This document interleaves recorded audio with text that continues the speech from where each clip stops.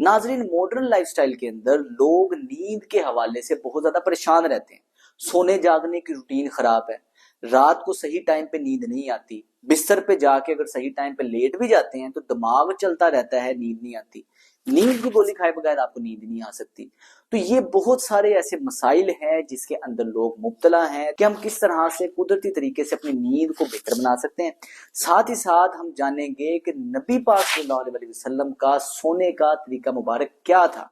इसके साथ साथ हम जानेंगे कि हम लोग किस तरह से ऐसी वर्जिशें हैं जो करें और हमारी नींद की क्वालिटी और क्वांटिटी बेहतर हो सकती है। तो ये सब कुछ आज के एपिसोड में है, इसे अंत तक लाजमी देखिएगा। नाज़रीन, जब भी हम सोए होते हैं, ये एक ऐसा आइडियल टाइम है जब हमारा जिस्म अपने आप को खुद को रिपेयर करता है। अगर हमारी नींद डिस्टर्ब रहेगी, आपका जिस्म खुद को रिपेयर नहीं कर पाएगा, तो इससे आपको काफी ज्यादा फ्यूचर में बीमारियां होने के चांसेस बढ़ जाते हैं। अब अगर आप अपनी नींद को बेहतर बनाना चाहते हैं तो इसके लिए कुल मिला के 5 स्टेप्स हैं। पहला स्टेप है कि आपने अपने सिरकेडियन रिदम को बेहतर बनाना है। सिरकेडियन रिदम बेसिकली हमारे सेल्स के अंदर एक घड़ी है। जिस तरह बाहर एक घड़ी फिट होती है, सूरज एक टाइम पे निकलता है, एक टाइम पे गुरूब होता है, हर नमाज की एक तरतीब है, टाइमिंग है। हमारे जिस्म के अंदर जो घड़ी है सेल्स की, उसकी भी एक टाइमिंग है। ये खास वक्त पे सेल जागते हैं, खास वक्त पे सेल अपना काम तेज करते हैं, और कोई ऐसा वक्त होता है जिसमें सेल सो जाते हैं और रिपेयरिंग का उनका काम चलता है। इस चीज को सर्केडियन रिदम कहते हैं। लेकिन अक्सर औकात हम अपने सोने जागने की तरतीब को खराब कर बैठते हैं, जिसकी वजह से हमारा सर्केडियन रिदम, आपके अंदर की घड़ी खराब हो जाती है। अब इसको रीसेट करने के लिए बड़ा ही ज्यादा जरूरी है कि सबसे पहले तो हम ये समझें कि जब हम सुबह सोकर उठते हैं, जैसे ही हम उठते हैं, हमारे दिमाग के अंदर एक हार्मोन निकलता है, हमारे जिस्म के अंदर एक केमिकल निकलता है। इस केमिकल को कोर्टिसोल केमिकल कहते हैं। इस केमिकल का मकसद ही होता है निकलने का कि ये आपके सारे जिस्म को फौरी तौर पे चार्ज कर देता है, एक्टिव कर देता है, ताकि आप सारे दिन के काम एक्टिव होकर कर सकें। और ये खास तौर पे सुबह उठते साथ ही निकलता है।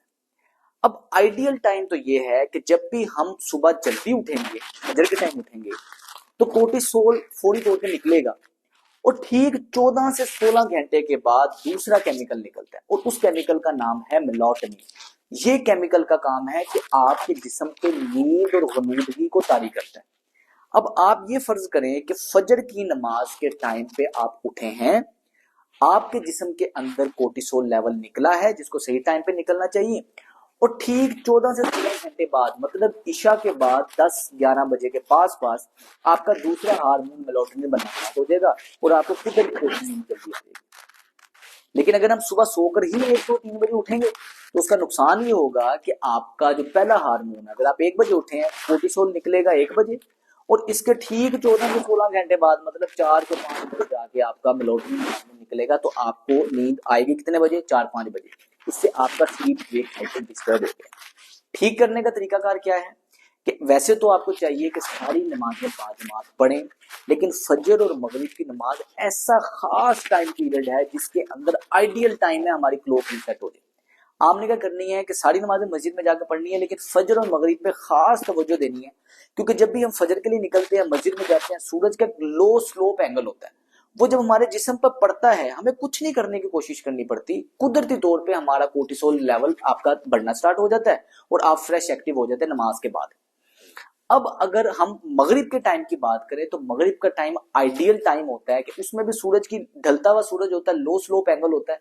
उसका फायदा ये होता है, इस कंट्रास्ट लाइट जब हमारे ऊपर पड़ती है, उसका फायदा ये होता है कि जो नींद तारी करने वाला हार्मोन है, गनूदगी तारी करने वाला हार्मोन है, वो कुछ ही घंटों में सक्रीट होना शुरू होता है, जिसकी वजह से आपको 10 बजे के पास पास नींद आना शुरू हो जाएगी। तो कोशिश करें कि सारी नमाजें बाजमात पढ़ें, लेकिन फजर और मगरिब के खास तौर पर मस्जिद में जाने का इत्माम लाजमी करें। दूसरा स्टेप ये है कि आपने अपने स्लीप वेक साइकिल को बेहतर बनाना है, यानी कि बिस्तर पे जाने का टाइम आपका एक फिक्स होना चाहिए। रमजानुल मुबारक के अंदर देखा ही जाता है कि आजकल लोगों ने कोशिशें करते हैं सहरी करके ही सोएंगे, सारी रात जागे रहते हैं, मोबाइल देखते रहते हैं, स्क्रॉलिंग करते रहते हैं, या बाहर क्रिकेट वगैरह खेलते रहते हैं, तो सारी रात जागे रहते हैं और उसके बाद जाके फजर के बाद सोते हैं, जिसकी वजह से वो अपने अंदर की सर्केडियन क्लॉक को खराब कर बैठते हैं। तो हमें करना यह है कि तरावी के बाद घर आए, फैमिली को टाइम दें और उसके बाद सो लें, क्योंकि ये आइडियल टाइम है। तरावी लाजमी पढ़ें, लेकिन उसके बाद तरावी के बाद आपने सो लाजमी जाना है और सो के उठने के बाद आपने सहरी करनी। इसके साथ सोने से पहले आपने मोबाइल फोन, स्क्रीन, लैपटॉप का इस्तेमाल नहीं करना। कोई सोने से पहले फिल्म वगैरह नहीं देखनी। उसकी वजह यह है कि जैसे ही ये स्क्रीन की ब्लू रेज हमारी आंखों में जाती हैं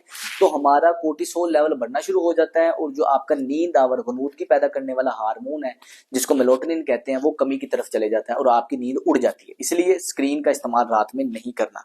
साथ ही साथ कोशिश करें कि बेड के साथ अपनी एसोसिएशन यानी कि अपने दिमाग का कनेक्शन बेड के साथ सिर्फ और सिर्फ सोने का रखें। हम खाना भी बेड पे खाते हैं, मोबाइल भी बेड पे इस्तेमाल करते हैं, किताबें भी बेड पे पढ़ते हैं, कुरान शरीफ की तिलावत भी बेड पे बैठ के करते हैं। ये हमारे दिमाग की एसोसिएशन मुख्तलिफ कामों के साथ बिस्तर की हो जाती है। तो कोशिश करें बेड पे आपने सिर्फ और सिर्फ लेटने के लिए जाना है, सोने के लिए जाना है, ताकि जब भी आप बेड पे जाएं आपका जिस्म खुद ब खुद दिमाग को सिग्नल भेजे कि भाईजान सोने का टाइम हो चुका है। ये है कुछ स्लीप हाइजीन के असूल जिसको आपको बेहतर बनाना लाजमी है। तीसरे स्टेप पे बारी आती है कहलूले की, यानी कि नैप की, पावर नैप की। अगर तो आप फजर के टाइम उठ गए हैं और आप तरावियों के बाद सो जाते हैं, यानी कि आपके सोने उठने का टाइम बेहतरीन है, आइडियल है, तो आपके लिए कहलूला करना बहुत ही ज्यादा जरूरी है। पावर नैप आपके लिए इंतहाई जरूरी है। तकरीबन आप जोहर असर के दरमियान पावर नैप ले सकते हैं। लेकिन अगर आपकी ये कोशिश है कि आपका टाइमिंग ही खराब है सोने उठने की, तो आपके लिए कहलूला, पावर नैप सख्ती से मना है। आपने दोपहर को नहीं सोना। अगर आपने फजर के टाइम उठ जाना है फिर सारा दिन नहीं सोना, फिर आपने तरावियों के बाद ही सोना है, फिर कहलूला आपके लिए मना है, चाहे आपको जितनी मर्जी नींद आ रही हो, क्योंकि आपके हार्मोन का बैलेंस होना बड़ा ही ज्यादा जरूरी है। इसलिए सोने उठने की रूटीन अपनी बेहतर करें और कहलूला अगर आपको नींद का मसला है तो आपने नहीं करना। चौथा स्टेप है 10-3-2-1 फॉर्मूला। इसमें जो 10 है इसका मतलब ये है कि सोने से 10 घंटे पहले तक आपने कैफीन इंटेक नहीं करनी। कैफीन कहां से मिलती है आपको? चॉकलेट से, चाय से, कॉफी से, कोला से, सॉफ्ट ड्रिंक जितनी हम पीते हैं, कार्बोनेटेड ड्रिंक। अब आपने इसको अवॉइड करना है और इसका मतलब यह है कि आपका अफ्तार के अंदर बिल्कुल सख्ती से मना हो गया कि आपने कोई कोल्ड ड्रिंक नहीं पीनी, आपने किसी किस्म की चाय कॉफी वगैरह नहीं पीनी। अगर आपको नींद का मसला, अगर आप चाहते हैं कि आपको रात के टाइम अच्छी नींद आए तो अफ्तार के अंदर इन चीजों को छोड़ना बहुत ही ज्यादा जरूरी है। 10-3-2-1 3 का मतलब यह है कि सोने से 3 घंटे पहले तक आपने खाना खा लेना है। मतलब मगरिब की नमाज के बाद आपने खाना खा लेना है, उसके बाद आपने खाना नहीं खाना, क्योंकि खाना मुकम्मल तौर पर हजम होगा तभी आपकी नींद बेहतर होगी। 2 का मतलब यह है कि सोने से 2 घंटे पहले तक आपने स्क्रीन का इस्तेमाल नहीं करना, मोबाइल फोन नहीं देखना। जिस तरह मैंने आपको पहले हिस्से में बताया कि इससे आपके मेलाटोनिन की प्रोडक्शन रुकती है, आपके हार्मोन का बैलेंस खराब होता है। लास्ट में 1 का मतलब यह है कि सोने से 1 घंटा पहले आपने रिलैक्स होना है, तरावियां पढ़ी, जिसम रिलैक्स किया, फैमिली के पास आए, थोड़ा टाइम दिया और उसके बाद आप आराम से सो गए। 5वां स्टेप ये है कि आपने अपनी खुराक के अंदर मैग्नीशियम की इंटेक को बढ़ाना है। कुदरती मिकदार में मैग्नीशियम आपको मिलता है कद्दू के बीज से। आप कद्दू के बीज अपनी खुराक के अंदर लाजमी ऐड करें, इससे आपकी मैग्नीशियम की इंटेक बढ़ेगी, बेहतरी आना शुरू हो जाएगी। साथ ही साथ अगर आप कद्दू के बीज नहीं ले सकते तो मैग्नीशियम सप्लीमेंट की फॉर्म में भी मिलता है, मैग्नीशियम ग्लाइसिनेट नाम का सप्लीमेंट, कहीं से भी ले सकते हैं। लेकिन बेहद ज्यादा बेहतर ये रहेगा कि आप पहले अपने डॉक्टर से मशवरा करके फिर ये सप्लीमेंट अपनी खुराक के अंदर ऐड करें। इसके साथ साथ देखा गया है कि कद्दू के तेल की मालिश अगर आप अपने सर पे, अपने पांव पे करते हैं, या खशकाश के तेल की मालिश अगर आप अपने सर पे और पांव पे करते हैं, तो आपकी कुदरती तरीके से नींद में बेहतरी आ जाती है। क्योंकि कद्दू के बीजों के अंदर एक इम्यूनो एसिड होता है जिसको कहते हैं ट्रिप्टोफैन, ये भी नींद आवर होता है। इससे आपकी जो मेलाटोनिन मैंने आपको बताया, हार्मोन बताया, उसकी प्रोडक्शन बढ़ जाती है। नाजरीन, यहाँ वक्त हुआ जाता है हमारे अगले सेगमेंट का नाम है प्यारे नबी की प्यारी सुन्नत। नबी पाक सल्लल्लाहु अलैहि वसल्लम का सोने का तरीका मुबारक ये था कि आप इब्तिदाए शब ही सो जाते थे। आप सल्लल्लाहु अलैहि वसल्लम नंगी जमीन पर ना सोते और ना आपको ऊंचे गद्दे पे सोने की आदत थी, बल्कि आप सल्लल्लाहु अलैहि वसल्लम का बिस्तर चमड़े का होता जिसमें खजूर के रेशे भरे होते थे। आप कभी तकिया पर लेटते, कभी अपने रुखसार को हाथ के नीचे रखकर सो जाते। आप सल्लल्लाहु अलैहि वसल्लम बकदरे जरूरत ही सोया करते थे और आपका तरीका मुबारक दाईं करवट पर सोने का था। इसके अलावा नाजरीन, नबी पाक सल्लल्लाहु अलैहि वसल्लम ने उल्टा सोने को मना फरमाया। एक हदीस शरीफ में है कि नबी अकरम सल्लल्लाहु अलैहि वसल्लम का गुजर एक शख्स पर हुआ जो मस्जिद में मुंह के बल सोया हुआ था। आप सल्लल्लाहु अलैहि वसल्लम ने अपने पैर से इसे ठोंका दिया और फरमाया कि खड़े हो जाओ या बैठ जाओ, इसलिए कि ये जहन्नमियों के सोने का अंदाज है। नाजरीन, जब भी हम उल्टा लेटते हैं हमारी रीढ़ की हड्डी को इससे बहुत ही ज्यादा नुकसान पहुंचता है, क्योंकि हमारी रीढ़ की हड्डी एक एक्सटेंशन पोजीशन में जाती है। साथ ही साथ हमें सांस लेने के लिए उल्टे सोते हुए मुंह को दाएं या बाएं करना पड़ता है, जिसकी वजह से हमारी गर्दन में भी रोटेशन प्लस एक्सटेंशन आती है, जिससे हमारी गर्दन के पट्टों में अकड़ाव खिंचाव रहता है और आपकी गर्दन में बल वगैरह पड़ने की शिकायत रहती है। सुन्नत में हिकमत है, चूंकि हमारे जिस्म के लिए कुदरती तौर पे इस तरह सोना है ही नुकसानदेह। साथ ही साथ नबी करीम सल्लल्लाहु अलैहि वसल्लम ने क्या खूब फरमाया कि ये जहन्नमियों के सोने का तरीकाकार है, इसलिए कोशिश किया करें कि उल्टा ना सोया करें, और जो सुन्नत तरीकाकार है इसी में बरकत है, इसी में हिकमत है, और इसी अंदाज से सोया करें। अब चलते हैं अपने नेक्स्ट सेगमेंट की तरफ कि आपको नींद बेहतर बनाने के लिए कौन सी ऐसी वर्जिशें करनी चाहिए जो अगर आप करेंगे तो फौरी तौर पे आपकी नींद बेहतर हो जाएगी। नींद एक ऐसा वक्त है जिसके अंदर हमारा जिस्म खुद को रिपेयर करता है। ऐसे में अगर आपके सारे दिन की एक्टिविटी में लगातार बैठना है, लगातार चलना है, या आपके पट्टों वगैरह में अकड़ाव आता है, तो इस अकड़ाव और थकावट की वजह से भी अक्सर औकात आपकी नींद डिस्टर्ब रहती है, आपको नींद बेचैनी में रहती है, और इसकी वजह से आप अपनी क्वालिटी स्लीप हासिल नहीं कर पाते। 5 मिनट की ऐसी एक्टिविटी है, अगर आप सोने से पहले करेंगे तो आपके सारे पट्टे रिलैक्स हो जाएंगे और आपकी नींद की क्वालिटी बेहतरी की तरफ आ जाएगी। सबसे पहले आपने बिल्कुल कंफर्टेबल पोजीशन पे अपने बेड पे इस पोजीशन में आके बैठ जाना है। सबसे आपने अपनी एक टांग को सीधा करना है। अब आपने हल्का सा आगे झुकना है, कमर आपकी सीधी रहनी चाहिए। हल्का सा आगे झुकेंगे तो हो क्या रहा है कि आपकी टांग के पीछे हैमस्ट्रिंग वाले मसल में खिंचाव आ रहा है। 30 सेकंड तक आपने इस टांग पे करना है और 30 सेकंड तक इस टांग पे करना है, बहुत स्लो करना है। अब इसमें जो मेन की है वो है कि आपने अपनी आंखें रखनी है बंद और नाक से सांस लेना है और नाक से सांस बाहर निकालना है।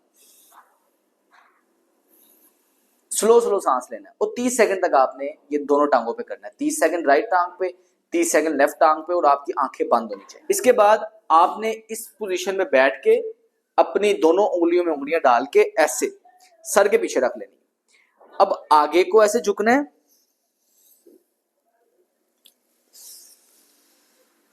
पीछे को आना है।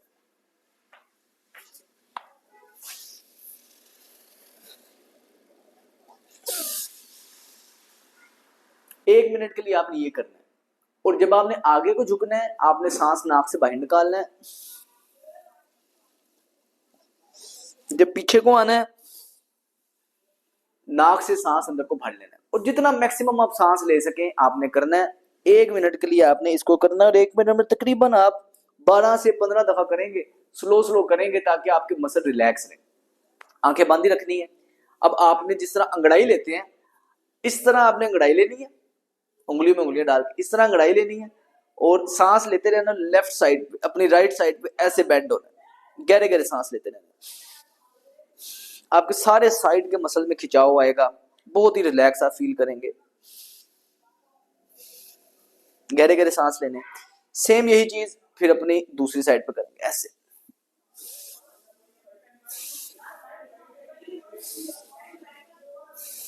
बहुत ही बेहतरीन इससे आपको रिलैक्सेशन होगी। इसके बाद आपने अपने बेड पे इस पोजीशन पे बैठना है, ये ऐसे टांगे खोल के आपने बैठना है, पंजे आपके इस तरह रहने चाहिए, और ऐसे आपने अपने हाथ आगे कर लेने हैं। ये पूरी आपने अपनी कमर रिलैक्स करनी है और नाक से सांस लेते रहना है, आंखें बंद रखनी है, बिल्कुल शोल्डर ढीले छोड़ देने हैं, कमर ढीली छोड़ देनी है। अगर आप इस पोजीशन में नहीं बैठ सकते घुटनों की वजह से तो आप अपने आप को इस ऐसे रख लें, घुटने खड़े रख लें, सजदे की पोजीशन में रख लें, लेकिन ये इसको हम सैड बेबी पोज कहते हैं। इससे आपके मसल्स एक तो रिलैक्स होते हैं, जॉइंट की मोबिलिटी बेहतर होती है, साथ ही साथ आपको बड़ी ही बेहतरीन रिलैक्सेशन मिलती है इस एक्टिविटी से। 1 मिनट ये करने के बाद आपने अपने बेड पे कर रहे हैं सारा कुछ, कोई स्पेशल आपको जगह नहीं चाहिए, सिर्फ और सिर्फ आप बेड पे लेट के आप ये आराम से कर सकते हैं। इसके बाद लास्ट एक्सरसाइज है कि आपने इस तरह अपने पांव जोड़ लेने और आराम से अपने टांगों को ऐसे ट्विस्ट करना है, आंखें बंद रखनी है। ये आपके कमर के साइड वाले हिस्से के मसल्स, लोअर बैक के मसल्स में स्ट्रेच आता है। सांस लेते रहना है, 30 सेकंड अपनी राइट साइड पे करके रोकना है, 30 सेकंड अपनी लेफ्ट साइड पे करके रोकना है। सिर्फ आपने ये करना है, आंखें बंद रखनी है और इसी पोजीशन में फिर सुन्नत तरीके के मुताबिक राइट साइड पे करवट लेके सो जाना है। सिर्फ और सिर्फ ये एक्टिविटी आप करेंगे, आप देखेंगे कि आपके मसल्स में फौरी तौर पे रिलैक्सेशन आ जाएगी और पट्ठों के अकड़ाव की वजह से अगर आपकी नींद खराब होती है तो सिर्फ ये 5 मिनट लगेंगे सोने से पहले आपने करना है। आप रिलैक्स सोएंगे और जब आप सुबह सोकर उठेंगे तो आप फ्रेश उठेंगे। तो नाजरीन, ये था आज का एपिसोड। उम्मीद करता हूँ ये आपको पसंद आया होगा। मिलते हैं अगले एपिसोड में। मेरा नाम है डॉक्टर सलमान फिरोज। अस्सलाम वालेकुम।